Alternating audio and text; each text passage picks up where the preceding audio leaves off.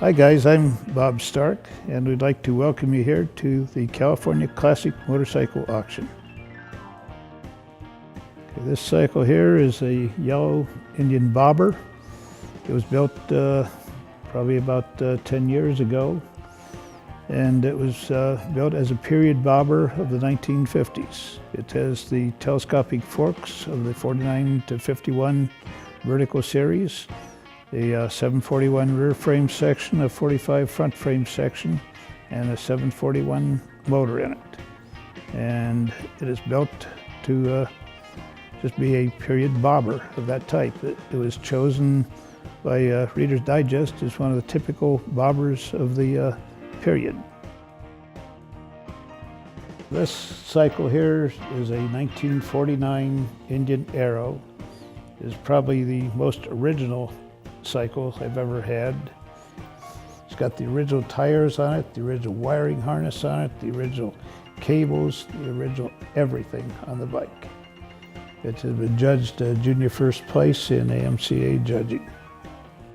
Here is a black 1947 Indian Chief that's been done as original on everything. The bike was finished in March of 2010. So it's a very current restoration, and everything is totally fresh on the bike. It's had about 17, 18 test miles put on it, but other than that, the bike is all set to go, and should be very close to should be a very high point bike. Here we have one of the last examples of the bikes built by Indian. 1952 and 1953 were virtually identical bikes. This one's a 52 done in the original tangerine color and is done exactly, is rebuilt approximately a year and a half ago, and it's done exactly to original condition. Okay, in 1951, Indian was working on prototype motorcycles. They came up with a vertical twin frames, and they put the V-twin motors in it. The vertical twins were the ones they built 49 to 52. And they made a few samples, and I saw one of the samples in 1956 down in Florida.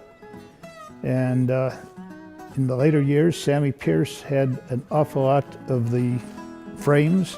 He had a lot of the Scout engines, so he decided he was going to build the motorcycle that Indian never built. He got a manufacturing license.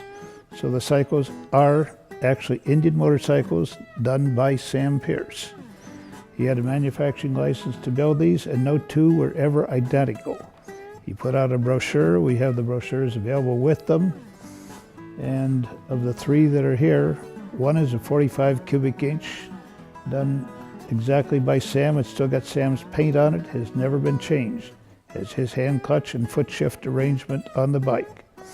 The other two have been restored by myself from, I bought out Sam's collection of parts many years ago, and these were some that he had never finished in his collection of parts that when he was building them.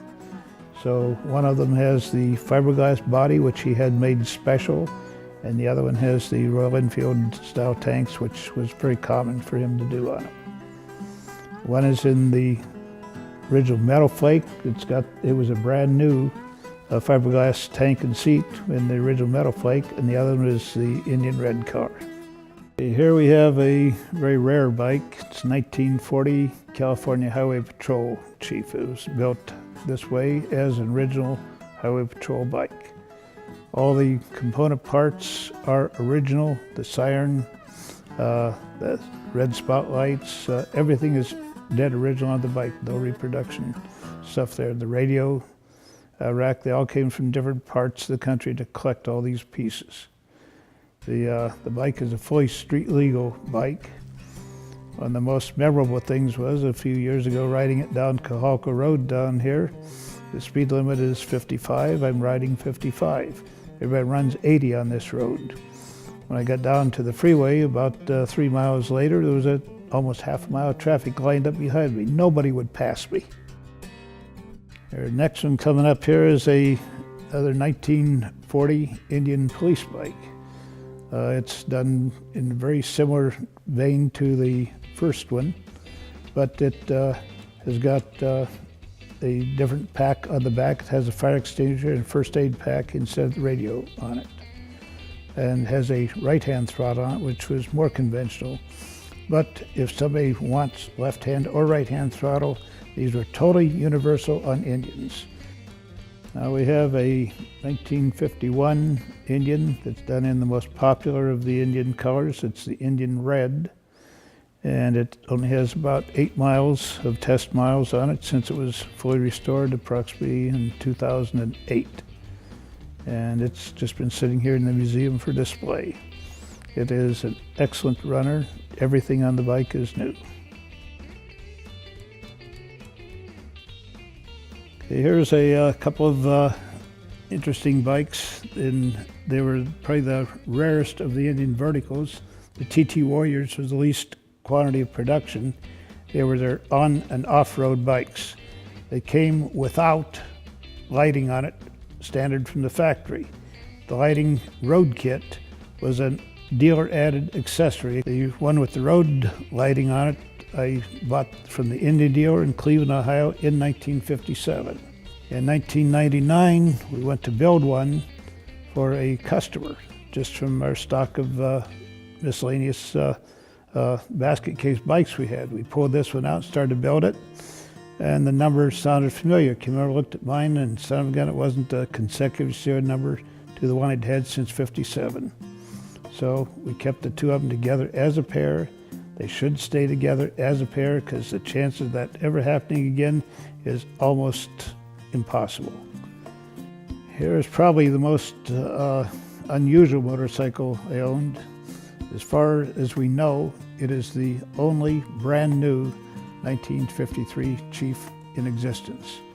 '53 was the last year for Indian production. And I decided I wanted a new '53 Chief when I ran across a crankcase in 1966. The crankcase was slightly used. It must have had about a year's worth of use. It was perfect. So starting with that crankcase, it took everything else. It took 37 years to get the pieces. One piece at a time, brand new, original Indian factory parts. And we built this cycle to the exact picture of the last advertising photo that Indian had in 1953.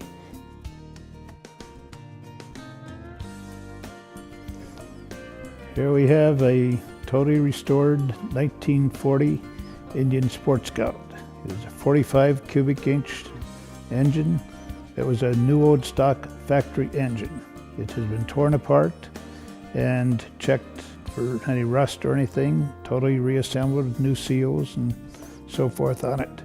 But it's a brand new engine from the Indian factory.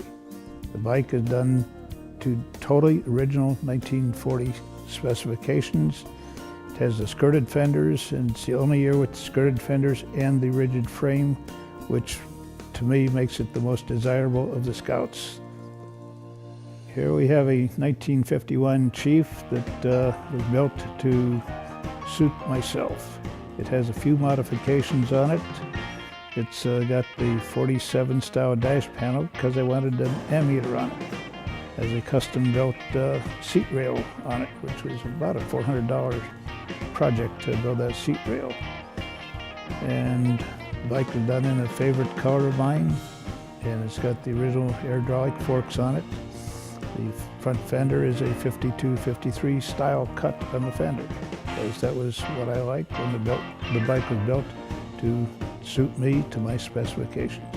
Thank you very much for watching all this, and hope you've enjoyed the sneak preview of my garage.